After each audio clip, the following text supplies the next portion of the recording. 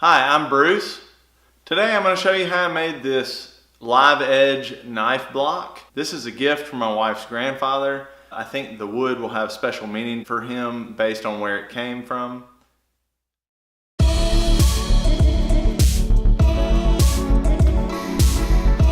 I started off with some rough firewood.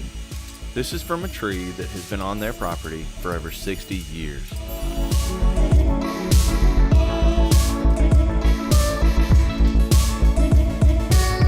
I thought I would need this piece for the Lazy Susan I recently made, but I didn't. If you would like to see that video, click the card or the link in the description. I marked out where I wanted the magnets to go and used a center punch to mark those holes. I had to fill one hole with epoxy because I originally wanted to put the magnets in from the back. However, even with really strong neodymium magnets, and with them stacked up, I could not achieve the holding power I was looking for. This board was slightly wider than my jointer, so I used a chisel to get the last little bit left by the jointer. Also, I cleaned up a little of the loose bark on the live edge with the chisel. The magnets I bought were 1 1/8 inch diameter and 1/8 inch thick N42 neodymium magnets. They're almost as strong as they make them. I think they go to N52. I started off using a drill press to drill the holes, but found it easier to just do them by hand. I was not having to drill too deep, and I could check often to see if the magnets were sitting flush this way. My drill bit was slightly larger than the magnets.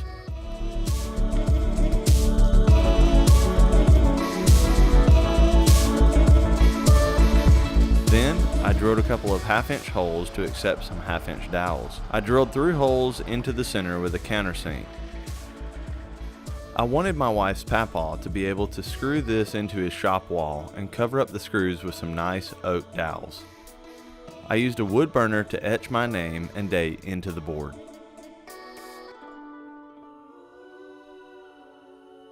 As I started to epoxy the magnets in, I realized I used way too much epoxy.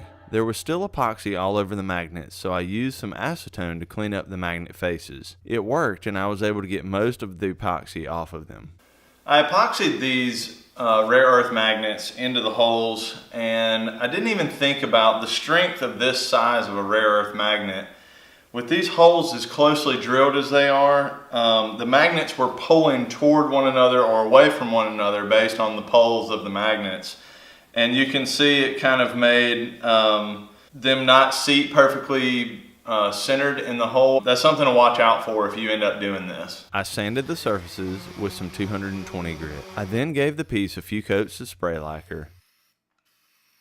Thank you for watching. I really like the way this project came out. I at first tried some different things that I wasn't crazy about, and I was able to rescue this project, so I like the way it turned out. If you would click that thumbs up button below, that tells YouTube that you like the video, and YouTube will show it to more people and help my channel grow. Also, if you're not already subscribed, please click subscribe. I upload regular videos, and I would love to have you as part of the team. Thanks again for watching.